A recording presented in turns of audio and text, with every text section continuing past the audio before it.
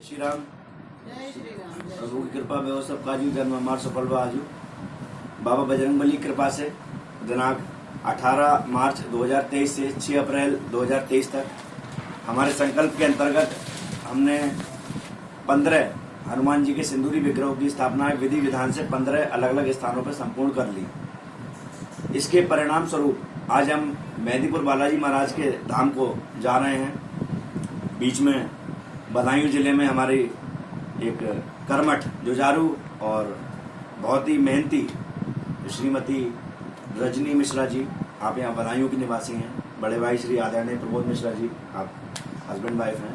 तो आज यहाँ आया और चर्चा हुई, बड़ा अच्छा लगा।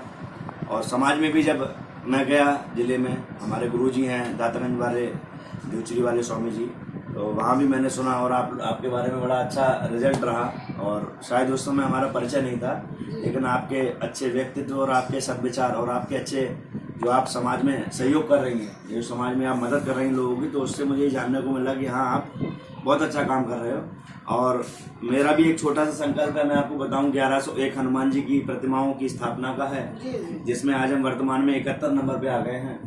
तो मुझे ये लगता है कि वास्तव में हम अच्छे कर्मों को अप्रिशिएट करें, ना कि किसी का कॉपी और पेस्ट करना। क्योंकि अगर आप मान लीजिए एक म्यूजिशियन हैं, आप गिटार बजा रहे हो और मैं जो है मान लीजिए एक ट्यूटर हूँ, तो मैं गिटार नहीं बजा सकता, तो मुझे आपको अप्रिशिएट करना चाहिए क्योंकि आप अच्छे वादक हैं। अगर आप भाई साहब कहीं अगर अच्छे सिंगर हैं और मैं जो है नहीं सिंग कर पा रहा, तो मुझे लगता है आप अच्छे गायन हैं, तो मुझे आपको अप्रिशिएट करना चाहिए और आपको बढ़ाना चाहिए। तो हमारे डॉक्टर के.बी. त्रिपाठी जी हैं, बरेली में श्रेष्ठ IAS कोचिंग के डायरेक्टर हैं। मैंने PCS की कोचिंग की थी, तो उनका कहना ये है कि अपने अच्छे कामों से आप समाज में जाने जाएं। आप IAS और IPS तो अपनी मेहनत से बनोगे। तो मैं ये जानना चाहूँगा कि आप अपने विचार ये बताइए कि आपको हमारे संकल्प के बारे में जानकर कैसा लगा, और आप क्या शुभकामनाएं, क्या शुभ आशीर्वाद हमें देना चाहेंगी, अपने शब्दों के माध्यम से बताइए। और अपना परिचय भी दीजिए कि किस तरह से आप जो है समाज में कार्य कर रही हैं और क्या आपका लक्ष्य है, क्या आप चाहते हो। और मुझे तो अब तक जो है सब कुछ ऐसा लग रहा है कि भगवान की बड़ी विशेष कृपा है जो हमारा आपका मिलना हुआ। जी। नाम रजनी मिश्रा है, जैसा कि आप बता चुके हैं। जी। आप हमारे पतिदेव श्री प्रमोद कुमार मिश्रा जी, और ईश्वर ने इंसान बना के ही बहुत बड़ा एहसान किया। ईश्वर ने ये कहा कि पिछले जन्म में कुछ अच्छा कर्म किया होगा, तब हम इंसान बने, और इंसान के साथ में भी हमने ब्राह्मण परिवार में जन्म लिया। एक चीज हमारा मानना ऐसा है कि जब हमारे अच्छे कर्मों के हिसाब से हमें इंसान का जन्म मिला, अच्छे विचार मिला, अच्छी सोच मिली, अच्छा परिवार मिला और अच्छा समाज मिला, तो हमें कुछ ऐसा करना चाहिए कि हम अपने बड़ों का नाम रोशन कर सकें। हमारी आत्मा को अच्छा लगे कि हम दिन प्रतिदिन हर वक्त जिसकी जो ज़रूरत है, मान लीजिए कोई वृद्ध माता पिता हैं, उनके बच्चे बाहर रह रहे हैं और वो अस्वस्थ हो गए हैं, तो हमारा कर्तव्य बनता है कि एक संतान के रूप में वहाँ जाके उनका इलाज करवाएं, उनकी भोजन की व्यवस्था करवाएं, उनका सुख दुख पूछें, उनका हाल चाल पूछें। अगर कोई मान लीजिए बच्चा है और वो पढ़ना चाहता है, उसके माता पिता नहीं पढ़ा सकते उसे, भाई उनकी आर्थिक स्थिति अच्छी नहीं है, तो हम ऐसी स्थिति में जाकर वो उनकी मदद करते हैं कि किसी की तरह से उनका बच्चा पढ़ लिख कर कुछ बन सके। तो समाज है ये, बहुत सारी बेटियां पढ़ना चाहती हैं, लिखना चाहती हैं, कुछ बनना चाहती हैं, तो हम एक माँ के रूप में उनके पास खड़े हो जाते हैं कि बेटा हम आपकी माँ की तरह हैं, आप बताइए आप क्या करना चाहती हैं, कहाँ पढ़ना चाहती हैं, तो उसमें हम उनका सहयोग करते हैं। होता क्या है कि इंसान बनकर इंसानियत रहे, ये सबसे बड़ी बात है। तो समाज में अभी जैसे हम नगर पालिका की तैयारी कर रहे हैं, तो हमारे मन में जुनून है कि नगर पालिका का अध्यक्ष बन के हम अपने नगर को अपना एक परिवार, अपना एक घर समझकर उसको साफ स्वच्छ रखें, जिससे उसमें रहने वाले हर व्यक्ति का एक आदर हो, सम्मान। अपनी जिम्मेदारियों का निर्वहन बहुत अच्छे से करना चाहिए, जिससे कि हम खुद में हमारे अंदर खुद में ये हो कि हाँ, हम सच बोल रहे हैं और हम एक अच्छा और एक नेक काम कर रहे हैं। इंसान जब किसी से झूठ भी बोलता है ना, तो उसके खुद को पता होता है कि वो झूठ बोल रहा है। इसलिए सच्चाई के रास्ते पर चलते रहना चाहिए, अच्छे काम करते रहना चाहिए। बहुत बड़ी चीज है कि देखिए, हम आपसे मिले, हमने आपसे ये सीखा कि आपने एक संकल्प लिया। क्या लिया? कि हनुमान जी की स्थापना करवाएंगे। आज के इतने व्यस्त समय में लोग अपने परिवार में ये काम सारे नहीं निपटा पाते। भाई किसी को पढ़ना है, काम तो कहीं ना कहीं कोई कर रहा है, व्यापार कर रहा है या सर्विस कर रहा है, खेती कर रहा है, भाई किसी न किसी तरह से घर का पालन पोषण जो होता है उसके लिए इंसान काम करता है। लेकिन जी आपने एक संकल्प ले लिया। इस उम्र में लोग सोचते हैं कि मैं अपने परिवार का पालन पोषण कैसे करूंगा, क्या कौन सा व्यापार करूं, कौन सी सर्विस करूं, कैसे अपने घर परिवार को संभालूं चलाऊं।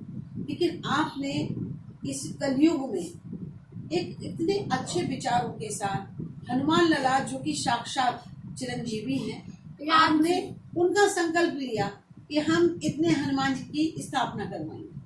उस स्थापना से क्या होता है कि देखिए, जगह जगह एक भाव बढ़ जाता है पूजा का। जहाँ पर हम जिस मोहल्ले में हनुमान जी नहीं है तो वहाँ पर लोग सब जगह है। हाँ, सब जगह है। जी तो वहाँ पर क्या होता है कि अरे वो आपसे सीखते हैं कि आप देखिए वहाँ से चलकर आए, आपने हनुमान जी की स्थापना की, जी स्थापना करके आप जगह जगह जा रहे हैं। आपको बहुत सारी परेशानियां आती होंगी सामने। भाई जहाँ आप स्थापना कराने जा रहे हैं, जी जहाँ आप स्थापना कराने जा रहे हैं वहाँ भी आप किसी की मदद ले रहे हैं जी कि भाई जगह कौन सी होनी चाहिए स्थापना, क्योंकि उस जगह का भी चयन बहुत सोच समझ के करना पड़ता है। भाई जी। हनुमान जी हैं वो, ऐसा तो है नहीं कि हमें कहीं पर भी स्थापना हो जाएगी। जी हमें हनुमान जी की जो स्थापना है तो उस जगह का भी पूरा चयन करना पड़ता है कि साफ स्वच्छ जगह हो और ऐसी जगह हो जहाँ पर आकर मोहल्ले के लोग, जहाँ पर हमने स्थापना की वहाँ पूजा पाठ निरंतर चलता रहे। जी तो ये जो आपका लक्ष्य है बहुत बड़ा लक्ष्य है और ये इतना सराहनीय है। हम चाहते हैं कि बस इस लक्ष्य में आप सफल रहें, आगे बढ़ते रहिए, हम सब आपके साथ हैं। बस यही कहना है कि जिसकी जो जिम्मेदारी है उस जिम्मेदारी का निर्वहन हर व्यक्ति को बहुत ईमानदारी से करना चाहिए और यही हमारी भाजपा है। हम अपनी भाजपा के साथ इसीलिए हैं कि हमारे भाजपा का विचार है भारत माता का सम्मान करना, हमारे देश का सम्मान करना, हमारे हिंदुत्व का सम्मान करना। तो हिंदुत्व का जब सम्मान होगा तो भारत माता का सम्मान अपने आप होगा, गौरव अपने आप होगा उनका। बस यही चाहते हैं, सबसे यही कहते हैं कि अपने लक्ष्य पर रहिए, ईमानदारी से रहिए, बेईमानी मत करिए, क्योंकि बेईमानी आप करोगे परिवार खाएगा, लेकिन इंसान को अपने कर्म का भोगना ही पड़ता है। ईमानदारी से जो खाता है उसको भोगना पड़ता है, जो जिम्मेदारियों से और निष्ठा के साथ मेहनत के साथ जो काम करता है उसको उसका शुभ फल मिलता है। और ये मैं आपको बताऊं कि जहाँ हम स्थापनाएं करते हैं तो हमारे हमारे 3 पॉइंट हैं कि हम हर जगह जाके ये सुनिश्चित करते हैं कि सुबह और शाम बाबा हनुमान जी महाराज की आरती हो। हर मंगलवार हर शनिवार उनको सिंदूर चढ़े, क्योंकि वह सिंदूर ही हनुमान जी हैं। और तीसरा ये है कि जगह विवादित ना हो, क्योंकि ये कोई गुड्डा गुड़ियों का खेल नहीं है और ये ब्रह्मांड के महाबलियों के बलि हनुमान जी महाराज हैं। तो इतना तो हमें उनके भक्त होने के नाते इतना सुनिश्चित कर लेना चाहिए कि उनकी सेवा पूजा पाठ होता है। एक बात और है कि स्वामी विवेकानंद जी का कहना था कि वो तुम्हें ब्राह्मण बनिए, शूद्र, वैश्य आदि जातियों में बांटते रहेंगे, लेकिन तुम हिंदुत्व के झंडे के नीचे अड़े रहना कि हम हिंदू हैं। और रही बात कर्तव्यों की, तो मैं सभी से ये कहना चाहता हूँ, सभी लोग पढ़े लिखे हैं, ऐसा नहीं है कि हम लोग कुछ अलग समाज से हैं, कि आप खुद ये चुनाव करो। आप किसी भी जाति और किसी भी पार्टी से बिलोंग करते हुए हैं, इससे हमारा कोई भी विशेष विरोध नहीं है, हम सबके पक्ष में हैं क्योंकि हम सनातनी हैं। लेकिन वास्तव में ये डिसाइड कीजिए कि आपका वोट वास्तव में कहाँ जा रहा है, आपको किसको सपोर्ट करना है, आपकी आत्मा, आपकी ईमानदारी क्या गवाही देती है कि आप किस पार्टी को जो है सपोर्ट करते हो। पार्टी और विचारधारा आपकी हो सकती है, लेकिन एक चुनाव, an idea that can change your life, एक आइडिया जो है आपकी लाइफ चेंज कर सकता है। तो कहीं ना कहीं तो हमें किसी का सगा होना है, तो क्यों ना ऐसे व्यक्ति का सगा हुआ जाए जो वास्तव में जमीनी स्तर से मेहनत कर रहा है। क्योंकि इस दुनिया में हर आदमी अभिनेता है, किसी का अभिनय छिप जाता है, किसी का अभिनय छप जाता है। तो हो सकता है बहुत से ऐसे हीरे मोती, मेरा तो एक नियम भी है कि मोतियों की तो आदत है बिखर जाने की, लेकिन नीलकमल पाठक धागा रूपी इस धागे की जिद है उन्हें पिरोने की। तो क्यों ना हम ऐसे मोतियों को पिरोएं जो वास्तव में नायाब हों, बेशकीमती हों, और शायद जो कहीं किसी को ना मिले हों। क्योंकि Italy, Germany, France, Canada, Russia, USA सबके संविधान बन चुके थे। हमारे भारत का संविधान सबसे खूबसूरत है, सबसे लचीला है। क्यों? क्योंकि इन सब के बाद ही हमारे भारत का संविधान बना, और सबके अच्छे अच्छे पॉइंट हमारे संविधान में है। तो मेरा मानना ये है कि बजरंगबली की कृपा, मैं बाबा से प्रार्थना करता हूँ आप पर और आपके परिवार पर हमेशा बनी रहे। हमारी शुभ और मंगल कामनाएं हैं। ये तो आपका पहला स्टेप है। मैं तो यही चाहूँगा कि विभीषण की तरह, विभीषण को क्या किया गया था, लंका से अपमानित करके निकाला गया था। और मान लीजिए हर व्यक्ति का एक प्रारब्ध होता है। लोग कहते हैं रावण ने भी अपने परिवार और कुल खानदान को सबको तार लिया, क्योंकि भगवान के हाथों उन्हें जो है सदगति प्राप्त हुई। लेकिन विभीषण जी का भी एक भाग्य था, क्योंकि हर व्यक्ति हर जगह गलत नहीं होता। जब उन्हें अपमानित करके निकाला गया तब क्या हुआ, उनको श्री हनुमान जी महाराज का सत्संग हुआ। हनुमान जी महाराज की वजह से तुमरो मंत्र विभीषण माना, लंकेश्वर वह सब जग जाना।